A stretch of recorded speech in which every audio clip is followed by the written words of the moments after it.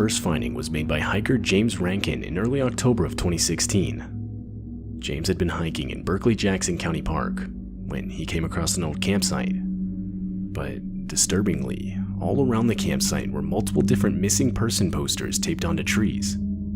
The posters themselves were completely real, featuring real missing people across different US states. Upon his discovery, James would quickly start recording. Okay, we're deep in the woods. Sort of, we're like on the border, because like there's a side of the woods where there's people's houses. But I came to a trail that led to a trail that led to a trail up the hill. But I saw what looked like a fire pit. And remember, we're still in the woods. We're still in the woods, right? I don't know what this is. Do you see the trees? Look at the white. Okay. I was like, okay, these are probably no trespassing signs, or maybe it's something for the wildlife or something. Look what these are.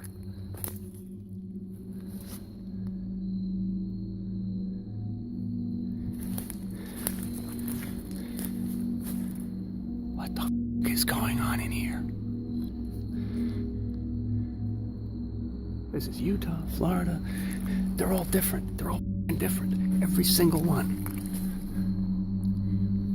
This one's from Georgia. And look at it. Like, look where the we are. Who the does something like this? And we got this one. And it's obviously, you can tell, these aren't new. Like, not just that this is 2012, Noblesville, Indiana, right? Look at the tape. Look at the water damage. These bits have been hanging up for a while. Let me just, look at that. And over here in the middle of the fire pit,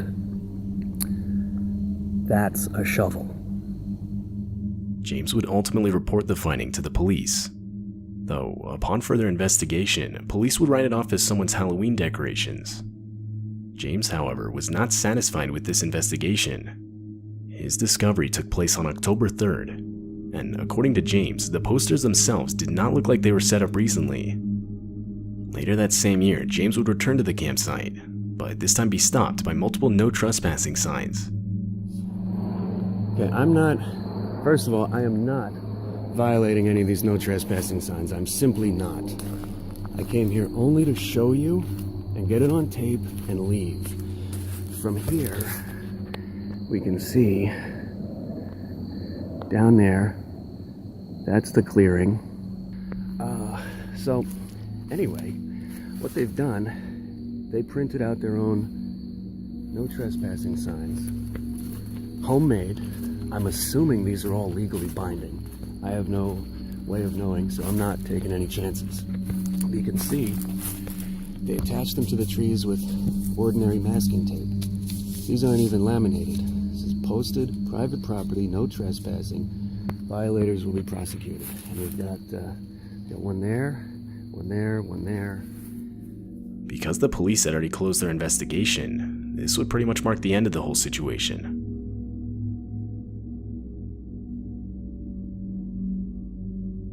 Back in 2013, a man named Phil Poling would upload this video to his YouTube channel. The video features Phil out late at night in his neighborhood, located in Mission, Oregon. Phil claimed to have heard strange noises echoing around outside his neighborhood only a few minutes prior, which is why he was outside in the first place. Once he reached a nearby forest that was only around 200 feet from his house, he would again hear the noises. And this is where he started recording. January 21st, about 11 p.m. I'm a couple hundred feet from my house, and you hear it going off in the background right now. Kind of sounds weird. Kind of sounds doggish, hyena-ish.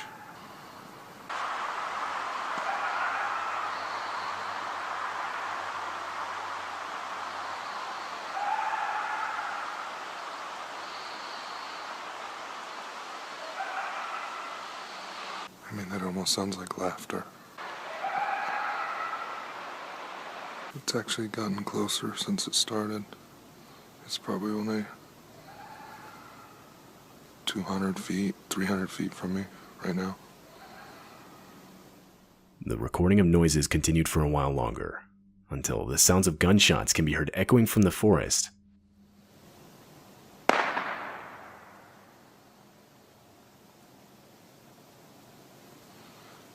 think that was a gunshot.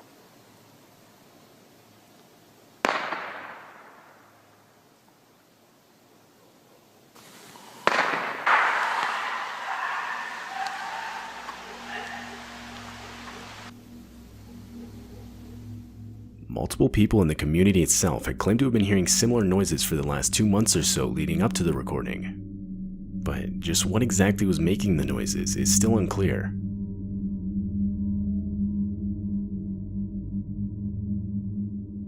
This video features the GoPro footage of 2 dirt bikers riding on a remote path in the forest. Throughout the video, the bikers can be seen going at extreme speeds, but doing this would quickly prove to become almost deadly. As the bikers continued on the path, they were unexpectedly met with a steel cable strung across 2 trees at perfect neck level for oncoming bikers. At a fast enough speed, this trap could no doubt take the lives of anyone riding through that didn't see it. Fortunately, however, the biker in the front did see it and was able to react quick enough to avoid it.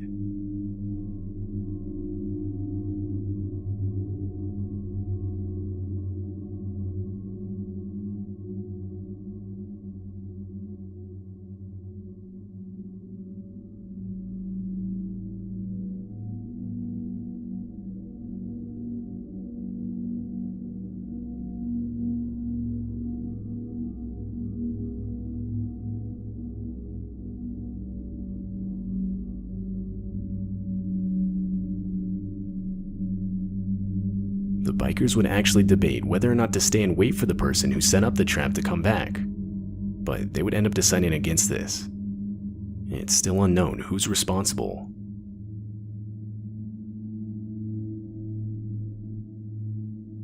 Mark Andre was a man who devoted his career to exploring the vast woods of Northern California. He worked as his town's environmental service director, so it was quite literally his job to spend time in the woods.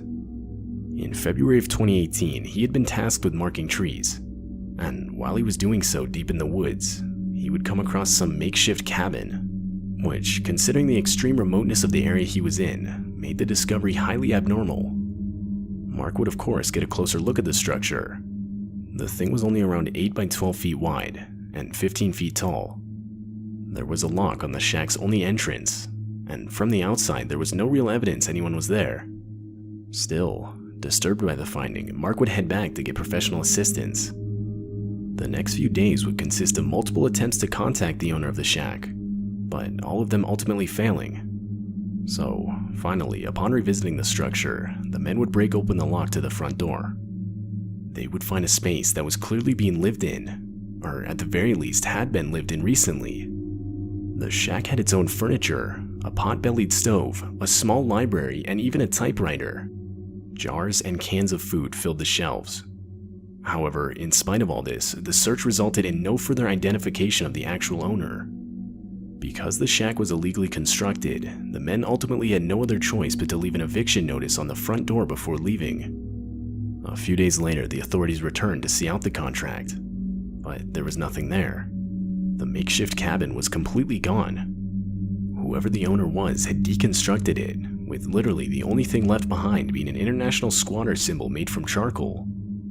Many theorized the owner was wanted by authorities, and was therefore living completely alone in the forest, evading any contact with other people. But whether or not this is even close to true is still up for debate.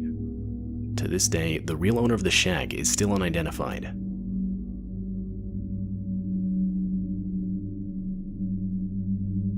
This video was captured on an early morning in the middle of December. It takes place in Canada, and features some disturbing noise echoing throughout the forest. It's not clear what the noise is. Many frequent hunters would report to have never heard anything even remotely similar. I don't know what that is. I don't know. Scary shit.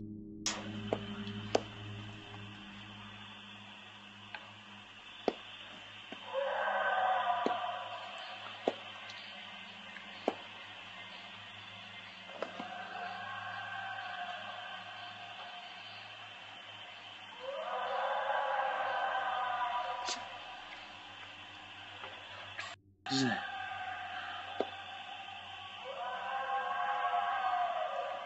What the? One comment suggested the noise could have been a wolf that was either trapped or left behind by its pack. It's also possible it was another animal, such as an elk or possibly a bull moose, although none of these theories have been confirmed.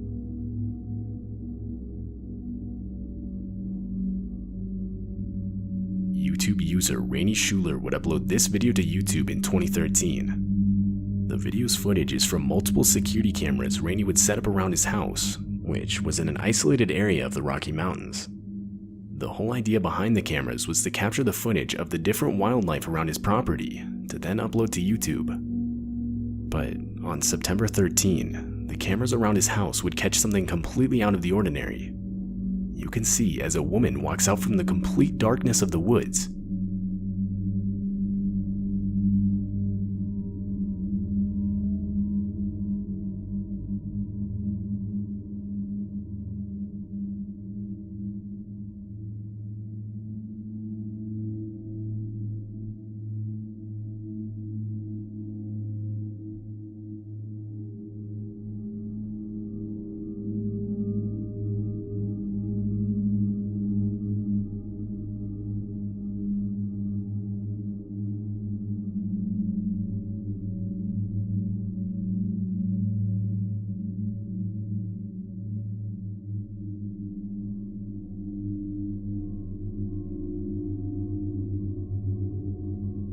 Some believe the woman was lost, or that her car had broken down nearby. But that doesn't explain her general careless mannerism as she aimlessly walks around the property.